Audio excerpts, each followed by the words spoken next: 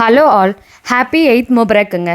ரம்ஜானாவே அவங்களோட different types of snacks தாங்க. அதில் இப்போ நம்ம பார்க்க போகிறது ஆனியன் சமோசா. வாங்க எப்படி செய்யுதுன்னு பார்க்கலாம். ஃபஸ்ட்டு 1.5 கப்புக்கு மைதா எடுத்துக்கோங்க.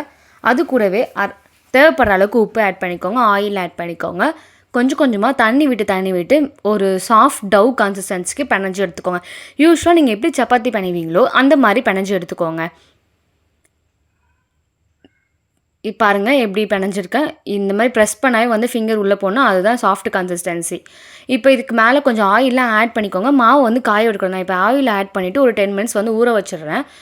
அது கூடவே ஒரு பக்கம் வந்து ஒரு 4லேருந்து 5 பல்லாரி வெங்காயத்தை எடுத்து பெருசாக கட் பண்ணிக்கிறேங்க.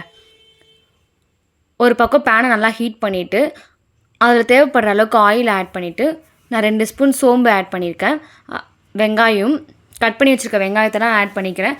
நீங்கள் சோம்பு போடுறதுனா போட்டுக்கலாம், எல்லாம் அப்படி கூட விட்டுடலாங்க.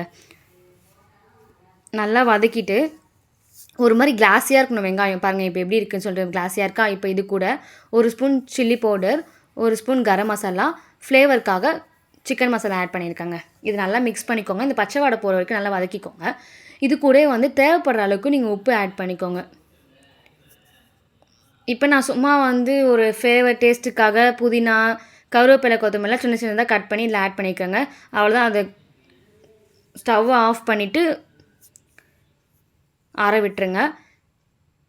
இப்போ பாருங்கள், இந்த மாவை எடுத்துகிட்டு இதிலே வந்து பெரிய உருண்டையாக வந்து பிடிச்சி வச்சுக்கோங்க.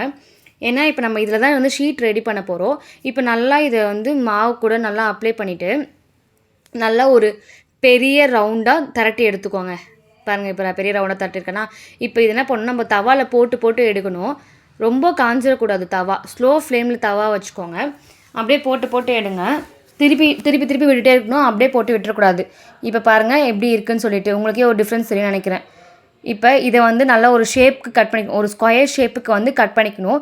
இந்த சைடில் இருக்க இந்த கர்வ்ஸ் எல்லாமே வந்து கட் பண்ணி விட்டுருங்க. நான் வந்து ஸ்கொயர் ஷேப்பில் கட் பண்ணிவிட்டு ப்ளஸ் ஸ்ட்ரெயிட்டாக ஒரு பாக்ஸ் இதுக்கு வந்து நான் உங்களுக்கு கட் பண்ணிக்கிறேன். இப்போ பாருங்கள், நான் எப்படி கட் பண்ணது எப்படின்னு காட்டி வைக்கிறேன். இது வந்து அந்த சமோசாவோட ஷீட்டு தாங்க இப்போ நம்ம ரெடி பண்ணிகிட்ருக்கோம். பாருங்கள் இப்போ எப்படி இருக்குதுன்னு சொல்லிட்டு தெரியுதா உங்களுக்கு ஷேப்பு?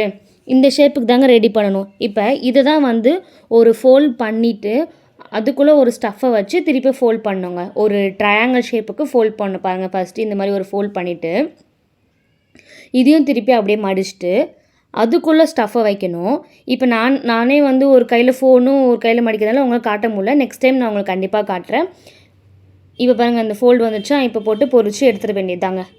சமோசா ரெடி ஆகிடுச்சு. பாருங்கள், உங்களுக்கு பார்க்குறப்ப தெரியும். மேலே நல்லா கிறிஸ்பியாக இருக்கும், உள்ளே நல்லா சாஃப்டாக இருக்கும். ஆக்சுவலாக எனக்கு கொஞ்சம் ஆயில் ரொம்ப ஹீட் ஆனதால லைட்டாக வந்து அங்கங்கே பிளாக்காக இருக்குது. மற்றபடி வந்து டேஸ்ட் வைஸ் சூப்பராக இருந்துச்சுங்க. நீங்களும் ட்ரை பண்ணி பாருங்கள். ட்ரை பண்ணிவிட்டு எப்படி இருந்துச்சுன்னு கமெண்ட்டில் மறக்காமல் சொல்லுங்கள். இந்த மாதிரி யூஸ்ஃபுல்லான வீடியோவுக்கு நம்ம சேனலை சப்ஸ்கிரைப் பண்ண மறந்துடாதீங்க. ஃபாலோ பண்ணுங்கள், ஷேர் பண்ணுங்கள். Bye all.